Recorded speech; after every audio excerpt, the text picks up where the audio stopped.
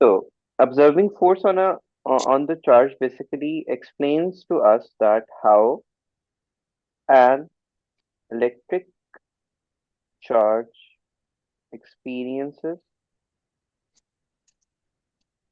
force in a magnetic field. Let's not forget, हमने ये O levels में भी पढ़ा हुआ है कि magnetic fields only changes the path of the charge, nothing else. ठीक है? Only work is done in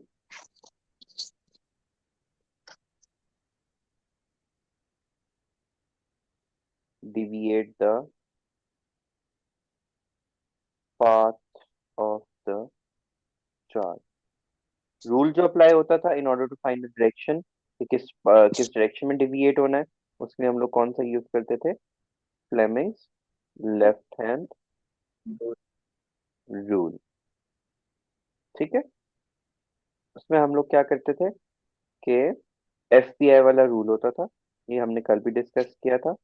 ये थंब होता था, ये इंडेक्स होती थी एंड ये मिडिल फिंगर होता था। What we need to keep in our mind is कि अगर नेगेटिव पार्टिकल एंटर हो रहा है तो उसकी डायरेक्शन एंड पॉजिटिव पार्टिकल की डायरेक्शन हमेशा क्या होगी? ऑपोजिट होगी। अगर देयर कम्स अ क्वेश्चन कि how can you distinguish between these two charges being of opposite nature, तो अगर ये ऑपोजिट नेचर के नहीं होते they would have gone in the same direction rather than in the opposite direction. ठीक है? Secondly, in order to identify which one is a positive one and which is a negative one, we take help from the Fleming's left hand rule.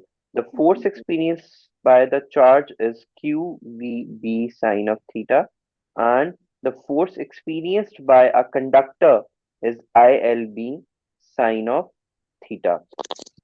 Since they are placed in a magnetic field and magnetic field produces rotation in that object, whatever rotation का word use करें या torque का word use करें या movement का word use करें, there are different phenomena.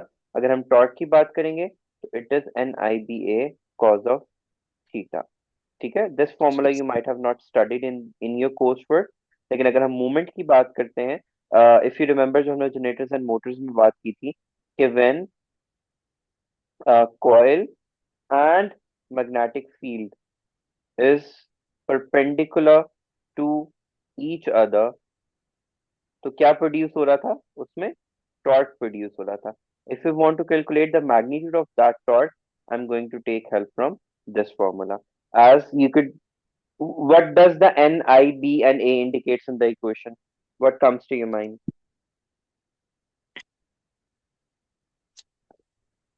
Sir N जो है वो नंबर ऑफ पार्टिकल्स को।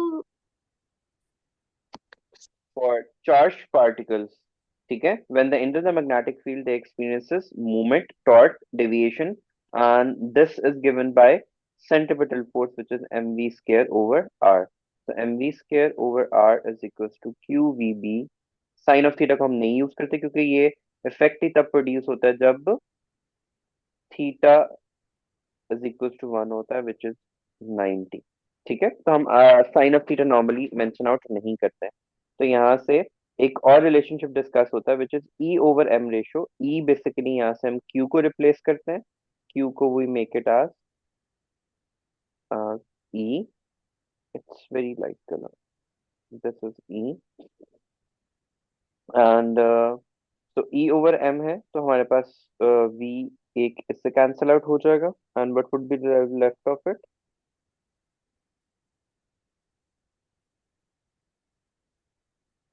ई over M over B R आ जाएगा,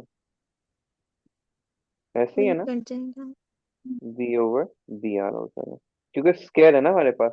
फिर there are different parameters through which we calculate the velocity and we calculate the magnetic field using Hall's probe and R जो है वो हम लोग बेसिकली ना ऐसा it it it look something like that. जब इसमें चार्ज पार्टिकल एंटर होता है ना, इट मेक्स अ सर्कल। ठीक है, so with the help of the ruler we measure the diameter of it and then calculate the radius from there, because diameter radius जो होता है वो डायमीटर का क्या होता है? हाफ होता है। तो डायमीटर वहां से आता है, हॉल्स प्रोब हमें बी की वैल्यू देता है, वी के लिए हम कैलकुलेशंस करते हैं, which I will explain it to you. If required हम लोगों को कहीं पे जरूरत पड़ी तो हम उसकी कैलकुलेशंस डिस्कस कर लेंगे। But since it's not explanatory topic into our syllabus, तो फिर हम लोग जो है इसको फर्दर ऑन कर लेंगे। फिर हमारे पास आता है कि देखो एट एवरी पॉइंट, यहाँ पे वो बेसिकली शो करा at every point the force is perpendicular to the direction of the motion. बाकी क्रॉस एंड डॉट का तो आपको पता ही है ना, क्रॉस किसको इंडिकेट कर रहा होता है, डॉट किसको इंडिकेट कर रहा होता है, आउट एंड इनटू। And- जो स्ट्रेट, जो मैग्नेटिक फील्ड में पार्टिकल स्ट्रेट जाता है वो क्या होता है हमारे पास, अनचार्ज होता है, उसके ऊपर कोई मैग्नीट्यूड ऑफ चार्ज नहीं होता। A and B. अच्छा, जो सी है it basically indicates beta particle and A indicate alpha particle. How do we know this for sure? Because हम लोगों ने ओ लेवल्स के अंदर पढ़ा था कि beta particle since alpha particle since it's ionization property is greater and greater charge, तो वो लेस डिविएट होता है हमारे पास। तो हम इस तरीके से आइडेंटिफाई करते हैं which is less deviated, that must be an alpha particle, and we're only left with the beta particle because beta particle has mediocre charge and mass. yes, sir. And one thing needs to be kept in mind that whenever we apply the Fleming's left hand rule, I is for current and current is always from positive to negative. So if beta particle is entering into this direction, तो हम अपनी finger की direction opposite to this one रखेंगे, बाकी सब accordingly ही रहेगा हमारे पास। ठीक है। लेकिन अगर हमारे पास यहीं पे चार्ज पार्टिकल पॉजिटिव को इंटर हो रहा है तो करंट की डायरेक्शन भी हम लोग वही सेट करेंगे, अपनी फिंगर्स की पोजीशन इसी तरीके से सेट करेंगे। ओके। Okay. देन हमारे पास मैग्नेटिक फोर्स हम ऑलरेडी डिस्कस कर चुके हैं, साइन ऑफ थीटा को it is giving as Q V B. Sine of theta की derivation is not important, but उन्होंने यहाँ पे एनी हाउ की हुई है। उन्होंने कहा I is equal to Q over T होता है, आई एल बी की जगह पे उन्होंने वो पुट कर दिया। Do you want me do you know the derivation of it? Yes sir, की हुई है हमने। बिकॉज ए टू के अंदर वो रिक्वायर्ड होती है, F is equal to I L B and उसकी जगह पे हम क्यू बाय टी पुट कर देते हैं into L into B. L over T किसको शो करता है, वेलोसिटी को, तो यहाँ से Q V B sine of theta आ जाएगा। देन ये this is the one I was talking to you about, कि जब वो मैग्नेटिक फील्ड में परपेंडिकुलर होता है ना, ऐसे they start moving in a circle, तो we get the diameter from here. So अगर नंबर ऑफ चार्जेस यहाँ पे प्रेजेंट है और उनके masses वेरी कर रहे हैं, तो वो डिफरेंट ऑर्बिट्स में मूव करेंगे। Heavier the mass lesser will be the circular orbit. ये इक्वेशन हम क्यू वी बी की ऑलरेडी कर चुके हुए हैं। M V square over R, radius को कैलकुलेट करने के लिए we need the mass, velocity, B and E तो वैसे ही हमारे पास कांस्टेंट होता है। यहाँ पे उसने सिर्फ ये बात की है कि मोमेंटम किसकी इक्वल होता है,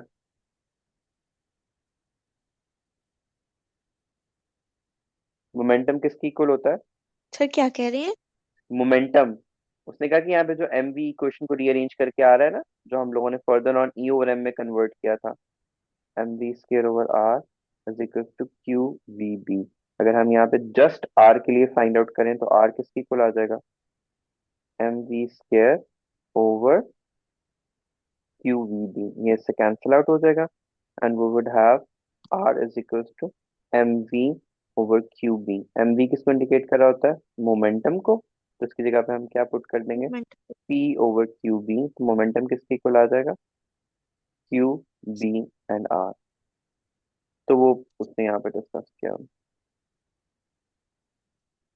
चार्ज टू मास रेशियो की इक्वेशन हम ऑलरेडी ड्राइव कर चुके हुए हैं, यू कुड सी है, उन्होंने भी उसी को इंडिकेट किया हुआ है। बस यहाँ पे उन्होंने ई ओवर एम रेशियो में जो है वेलोसिटी की जगह पे उसने वो जो आपको मैं बोला था ना कि डेरिवेशन होती है जहां से हम वेलोसिटी के फैक्टर को भी निकालते हैं। अब आपको याद होगा काइनेटिक एनर्जी का फॉर्मूला किसकी इक्वल होता है, 1/2 mv स्क्वायर। और एनर्जी का एक और फॉर्मूला भी होता है, work done over charge is equal to voltage. Remember, yes sir. EMF का फॉर्मूला होता है। आप। ठीक है। And work done and energy आपस में इक्वल होती है। और इलेक्ट्रॉन वोल्ट आपको याद होगा, आपने किया होगा। तो यहाँ से वर्क डन किसकी इक्वल आ जाएगा, दैट इज एनर्जी किसकी इक्वल आ जाएगी, V इंटू क्यू के।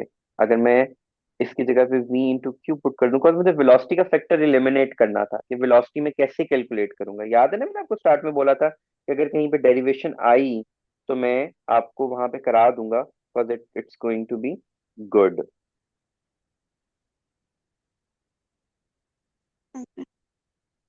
Hold on. अच्छा, since we discussed at the beginning of it कि this velocity is to be find out using some factors, तो यहाँ से velocity किसकी इक्वल आ जाएगा, v is equals to 2vq over m का होल अंडर रूट। अब वोल्टेज कैलकुलेट करना इजी होता है, q charge on a mass is easy, mass on electron is very easy. तो हम ये वैल्यूज पुट करके अपना जो e ओवर m रेशियो का सारा डाटा है ना वो निकाल लेते हैं। e ओवर m किसकी इक्वल आया था, v square over B R के इक्वल था ना हमारे पास। ठीक है, बी को हमने हॉल्स वोल्टेज से कैलकुलेट कर लिया, आर को हम लोगों ने डायमीटर से कैलकुलेट कर लिया, वी की जगह पे हम वैल्यू पुट कर देंगे और ई ओवर एम रेशियो आ जाएगा। अब हॉल्स वोल्टेज को कैसे हम लोगों ने कैलकुलेट करना है, हॉल्स वोल्टेज का प्रैक्टिस आपको बनाना आना चाहिए। This would help you in वो जो क्या कहते हैं पेपर 5 यस। में, you should know how to draw that.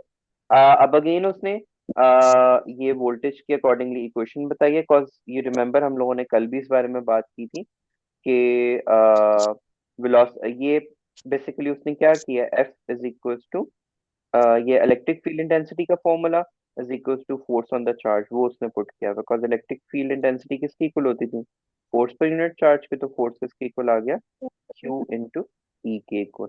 तो Q E is equal to B E V, तो ई ई से कैंसिल आउट हो गया and V comes out to be E over B। Let's not forget this is the velocity. ठीक है, अच्छा अब ये जो E is equal to V over D है ना, दिस इज समथिंग जो कि आपके कोर्स में नहीं है, but it's known as potential gradient. इसकी भी डेरिवेशन है, but I will go back to it whence necessary. तो ई का एक फॉर्मूला ये भी होता है, तो ऊपर वाली इक्वेशन में पुट कर दिया।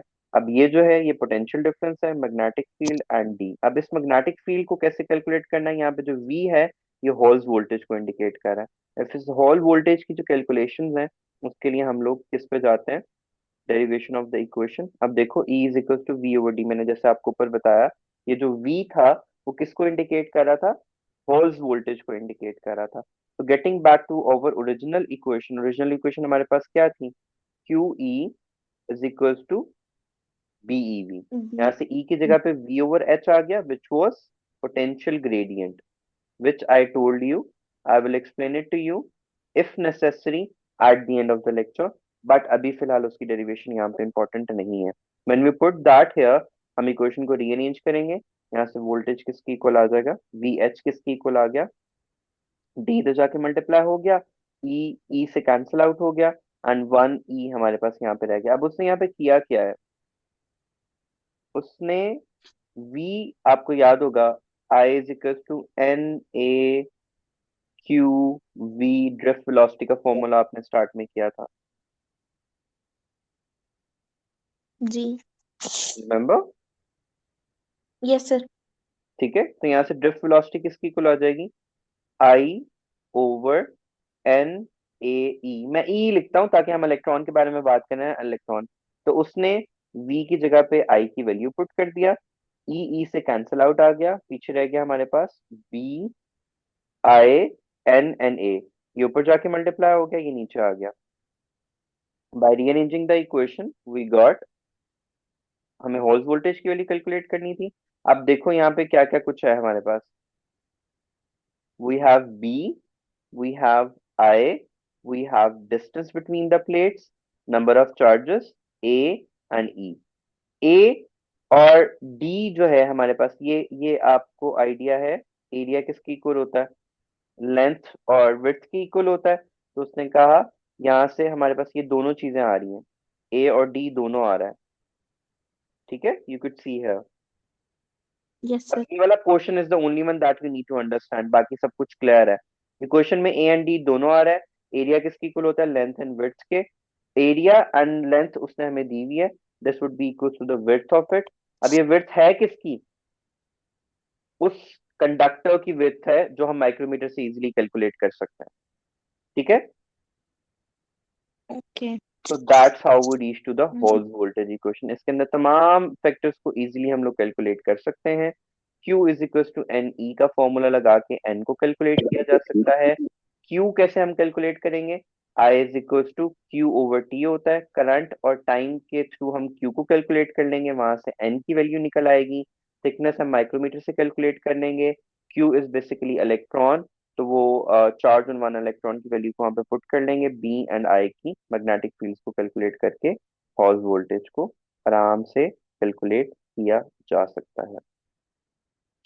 बाकी जो जेजे थॉमसन था, it discovered the electron and induced EMF वाला फैक्टर हम लोगों ने कल ही डिस्कस कर लिया था कि when we move the wire up and down across the magnetic field perpendicular to it, it generates an EMF which is known as induced EMF, and this effect is known as generator. Why does this happen?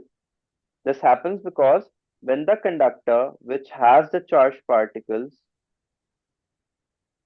present into it, that those charged particles, magnetic field applies force on them, और जब magnetic force apply करती है, force that is work done per unit charge होता है by magnetic field, तो work done per unit charge is known as EMF. This EMF is the induced EMF in a conductor.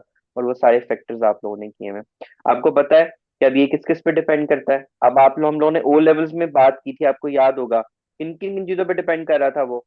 Speed पे depend कर रहा था, coil के turns पे depend कर रहा था, एंड मैग्नेटिक फील्ड पे। और हमने इस लेवल पे आके उसकी इक्वेशन से इसको जस्टिफाई किया कि वाकई वो इन तमाम चीजों पे डिपेंड कर रहा होता। ठीक है। एंड एंगल एंड एवरीथिंग उन तमाम चीजों पर। ये Do we have a clear idea of Cole's voltage now, which was bothering you yes previously? Sir. Let me walk yes sir, you through. समझ आ गया। Let me walk you through the same topic from the other book. Here we could see. Do read it from this book as well. I've sent you this book now. जी sir, भेजी हुई है। I have sent these two books.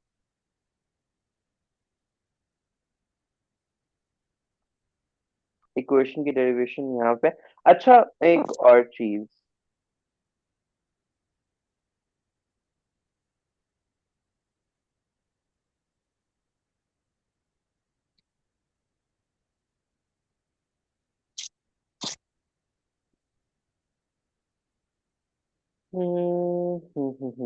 हाँ,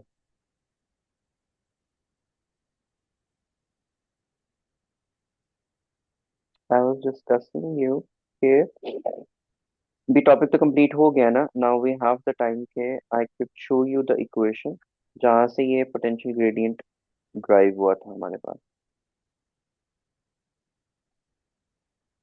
ऐसा। Drift velocity के बारे में तो कॉन्सेप्ट ठीक है ना? Yes sir.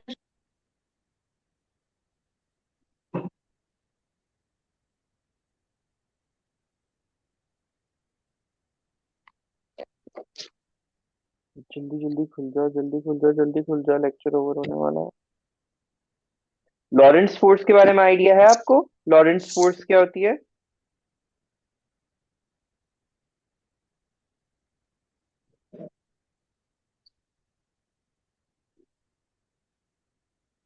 नहीं सर। क्योंकि जब भी हम चार्ज पार्टिकल की बात करते हैं ना, चार्ज पार्टिकल के ऊपर मैग्नेटिक एंड इलेक्ट्रिक फोर्स दोनों लग रही होती हैं। ठीक है। तो the sum of these forces is known as Lorentz force.